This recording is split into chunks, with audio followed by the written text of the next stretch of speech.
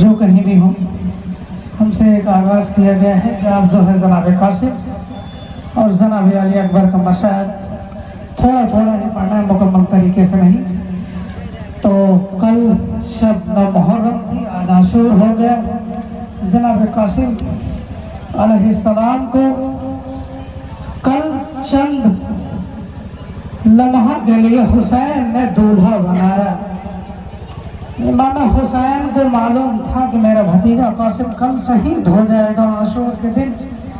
जनाब कासिम को दूल्हा बनाने के बाद जनाब ज़ैनब ने एक वसीयत की अपने भाई हुसैन से, अरे भैया हुसैन, ये कासिम वो है जब जनाब मेरे भैया हसन को जहर दिया गया था, तो जहर देने के बाद हसन ने कहा था कि बहन ज़ैनब मेरे बेटे कासिम को बुलाओ और सीने पर बैठा दो। जैसे ही सीने पर जनाब कासिम बैठे, एक मर्तबा इमाम हुसैन ने कहा कासिम को उठा लेते हैं। इमाम हसन ने कहा हुसैन से, भाई कासिम को सीने पर बैठने दो, क्योंकि इनके बैठने से सुकून मिलता है।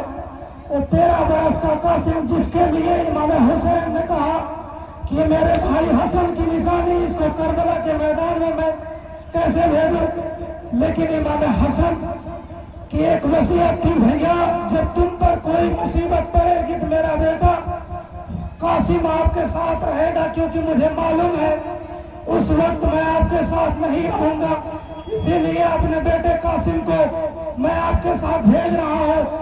इमाम हुसैन ने जनाब कासिम को इजाजत दे दी। उसके बाद में पोशानी को चूमने के बाद घोड़े पर बैठाया।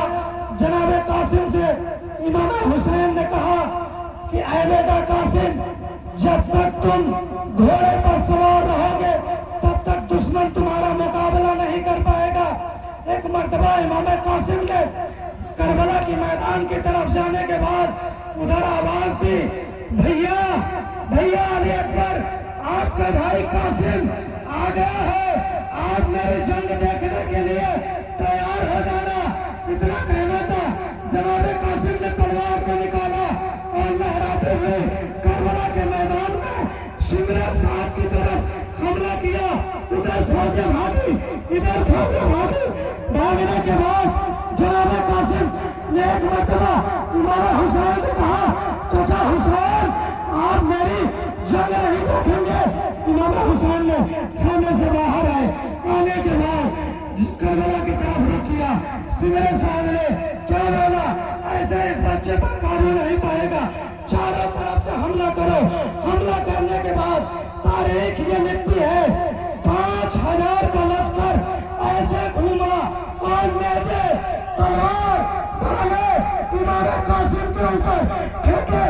एक सिमरे लाइने जनाब कासिम के गले में फंदा फेंका।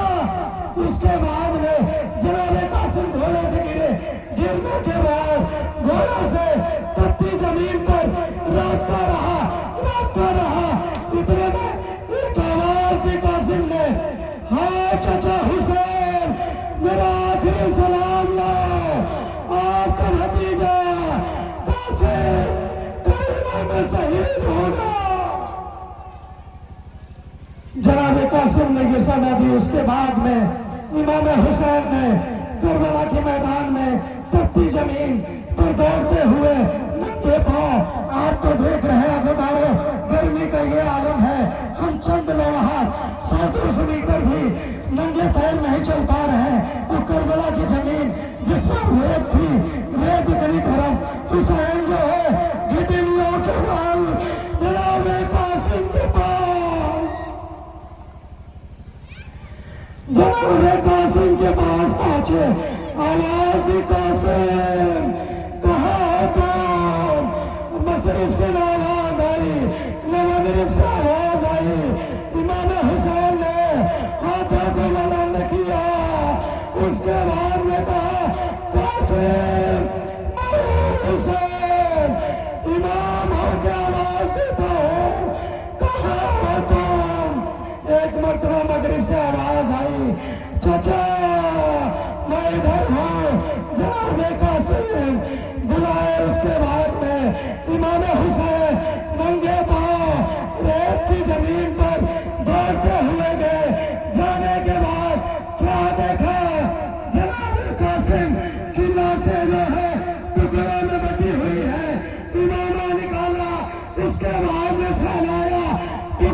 ने तेरा एक मर्तबा आवाज दी,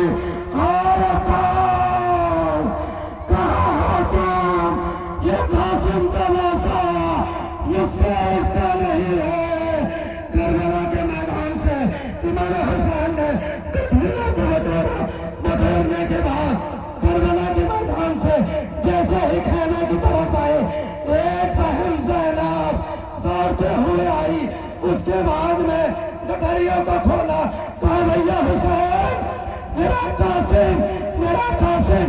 इन्होंने हुसैन ने जनाब कासिम को सर को सीने से लगाया था और दिखाने के बाद कहा, हाय बहन ज़ैनब, आपका कासिम ये है, ये पैर है, ये हाथ है। हाय हुसैन की मुसीबत, 13 बरस का कासिम शहीद हो गया। इन्ना लिल्लाहि व इन्ना इलैहि राजिऊन। मातम हुसैन।